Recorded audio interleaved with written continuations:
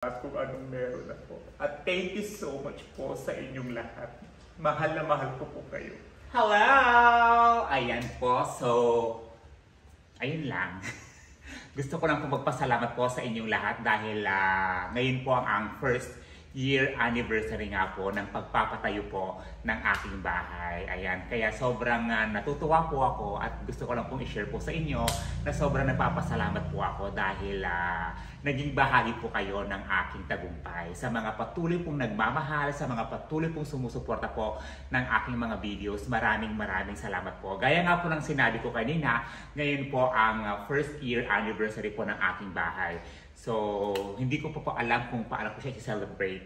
Pero gusto ko lang po i-celebrate ito muna ngayon, kasama po kayong lahat. Kaya sa mga ka-Burnatics dyan, mga ka-Burnie, mga ka-Burn, maraming salamat po sa patuloy pong pagmamahal at pagsuporta po sa nag-iisang pinakabasungit at tindera sa social media. So, ipapakita ko nga lang pala sa inyo, no, yung aking lucky charm, yung kabayo. Ayan, at minabili nga pala ako sa Baguio nung pumunta ako last week. May nakita kasi ako nagbebenta ng kabayo, o di ba? Ang ganda. So hindi ko alam kung dito pa talaga dapat ilalagay ito or dito siguro kasi balak ko pa sana bumili ng isa pang table dito. At dito pa siya ilalagay para kasi sabi nga nila, mas maganda raw kasi pag yung kabayo mismo nasa bungad ng pintuan, di ba? So ayan lang. Kahapon kasi galing ako dito at hindi pa ako nakapaglinis. So ngayon lang, gusto ko lang pong iparating sa inyo na masaya po ako. Dahil, di ba, noong mga panahon nagsisimula pa lang po ako na nung pinapagawa po itong bahay, talagang ang dami na po nag-abang, ang dami pong natuwa. Dahil sabi nga po nila parang natutuwa kami, Burnie, dahil sa success na meron ka ngayon, sabi nila gano'n. Sabi ko naman po, bahagi po kayo ng tagumpay at success po na tinatamasa ko po hanggang sa ngayon po. Kaya sobrang thankful po ako sa inyong lahat, sa mga patuloy pong nanonood, nagla-like, nagko-comment po ng mga videos ko. Maraming salamat po sa inyo. So syempre, dahil 1 year anniversary natin ngayon, may quick tour tayo sa ating bahay. O, diba? Ayan. Nakakaloka. So, nadagdagan lang naman ng mga sapatos yung aking shoe kinembulor. Ayan. At eto, ayan, para masarap tumambay. Ganyan lang. Kaya sobrang thank you so much po sa patuloy pong panonood po ng mga videos ko at pagmamahal po sa akin. At sana po ay patuloy niyo po akong mamahalin at patuloy niyo po akong susuportahan sa mga ginagawa kong mga nakakalokang content, di ba? So, ikot ako ng ikot, guys, nakakalok. Ito nga pala, ipapakita po ako sa inyo dito sa kabilang room. Ay, wala pala. Shoot lang. So, ayun na. So, malapit na po ako mag-migrate dito. Mag-migrate. Ayan, sana.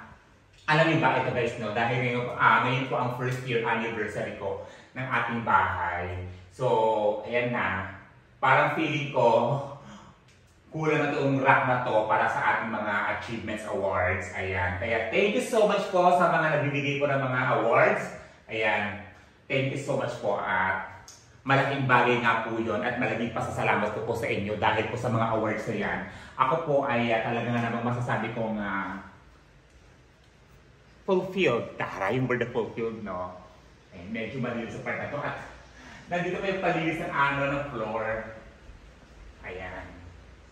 So parang dahil first year anniversary ng bahay na to, parang gusto kong maglaklak ng alak. Charot lang.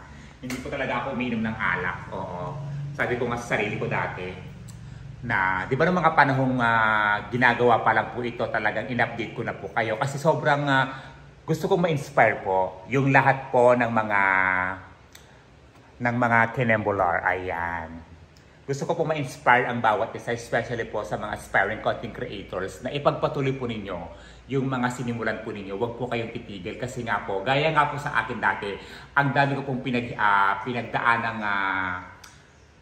hirap at pagod bago ko po nakamit yung ganitong tagumpay. Akala ko nga po dati parang panaginip lang yung mga to kasi sabi kong ganyan. Oo nga, no? Dito ko nga anak ko, ayan. Sabi ko dati, pangarap ko talaga magkaroon ng bahay. Dahil nga po nung pandemic at lahat po tayo ay nasa loob ng bahay at wala pong magawa, doon po nagsimula ang pagpasok ko nga po sa pagiging content creator at hindi ko po inakala na sa pagiging content creator nga po na yon ay doon po yun po ang magiging daan para matupad ko po ang mga pangarap ko sa buhay. Kasi nung nag-OFW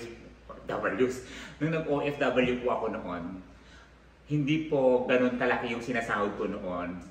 I mean, sa sobrang hirap po ng buhay noon, talagang mas priority ko po na mabigyan po ng magandang buhay po ang aking mga magulang at ang aking mga kapatid. Sabi ko nga noon, actually, kahit hanggang ngayon po, mas inuuna ko pa rin po yung